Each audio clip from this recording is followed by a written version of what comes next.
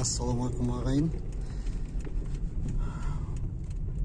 Бүгін қараша айының 12-сі, Алматы қаласы. Бүгін күн жақсы, жылы болып тұр. Бұл видеоны кезекте бір осы біздің жолда болатын проблемалар ғой, соған байланысты жазып отырмын. Алдымызда бір знактар болады, мұқият қарап отырыңыздар. Бұл знактардың жіберілген қателері туралы.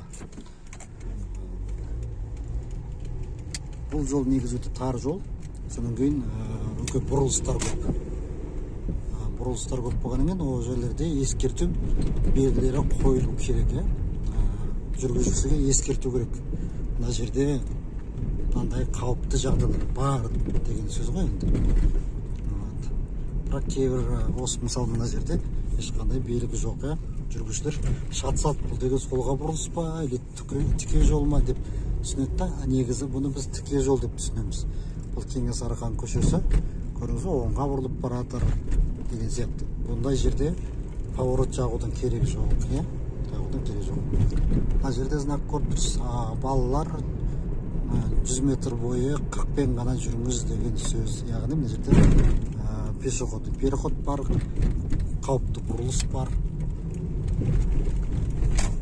Мына знакқа қарасаңыз, жүк көліктеріне оңға бұрылуға болмайды дейді. Бірақ бұл жерде талай көріп жүрміз бұрылып атқандарын. Өйткені ол жер өте тар жол болғаннан кейін жүк көліктері қарама-қарсы көлік келгенде өте алмай қалады. Тар болғаннан кейін сол белгіні қойған. Алдымызда мына жерде қарасаңыз, басты жол оңға қарай кетеді дейді. Тура жүрсеңіз ары қарай жол жоқ, тупик дейді, ар жақта тупик.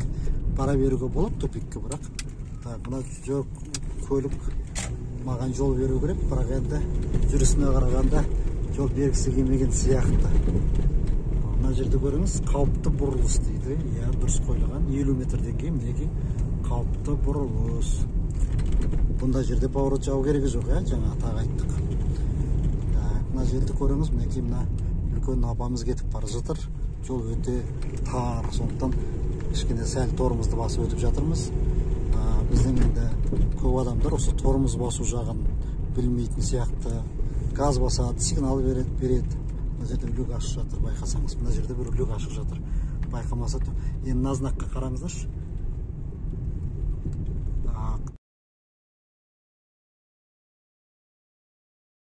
Қауіпті бұрылыстар 700 метр жазып қойыпты. Бұл жерде қандай қате бар, кім айтады? 50 метрден кейін мінекей бұрылыстар басылып кетті. Мінекей көріп тұрсыздар, бұрылыстар болып келіп жатыр. Бірінің артынан бірі бұрылыстар қайталанып жатыр. Ол жерде не жазылып тұр? 700 метрден кейін бұрылыстар бар деп тұр. Көрдіңіз бе? Сонымен түсініңіздер, қатесін. 700 метрден емес, осы 700 метр бойы дейді. Яғни ол не ғой? Ескерту белгісі 50-100 метрден кейін қауіпті жағдай басылады деген сөз, жол. Яғни белгіні қойғаннан кейін 50 метрден кейін немесе 100 метрден кейін қауіпті бұрылыстар пайда болады. И олардың ұзақтығы, ұзындығы 700 метр. Ол жерде қандай қате кеткен сонда? Астыда тұрған тақтайша бар, табличка. Сол жерде екі жағында екі сызық, стрелка болу керек. Екі жағында екі стрелка болса, сонда ғана біз солай деп түсінеміз. Осы жерден бастап ары қарай деп түсінеміз. Ол жердегі түсінік бойынша қарасаңыз 700 метрден кейін дейді. Қарасаңыз негізінде 700 метр емес, бірден қауіпті бұрылыстар басталып кетті. Мына жолда да көріп тұрсыз, жол өте тар, алдымызда жүк көлігі кетіп бара жатыр. Сондықтан біз жыбырлап артынан келе жатырмыз. Мына жерде қараңыздар, қандай тамаша балалардың ойнайтын алаңы. Осы жерден оңға бұрыламыз. Бұл жерде көпір бар, Қарғалы өзенінен өтеміз. Өте тар жол, бұл жерде қауіпті, бұл жер қауіпті түншінде. Мына жерде көрінбей қалады. Мына жерде бар жүр бар, өте биік орналасқан. Сол талай машиналардың соғылғанын көрдім.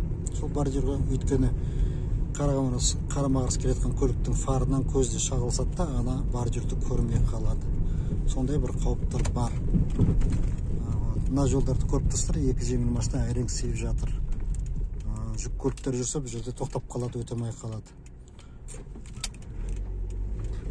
Сондықтан бұл жолға жүк көліктеріне жүруге болмайды деген белгіні қойып қою керек еді, бірақ қойылмаған.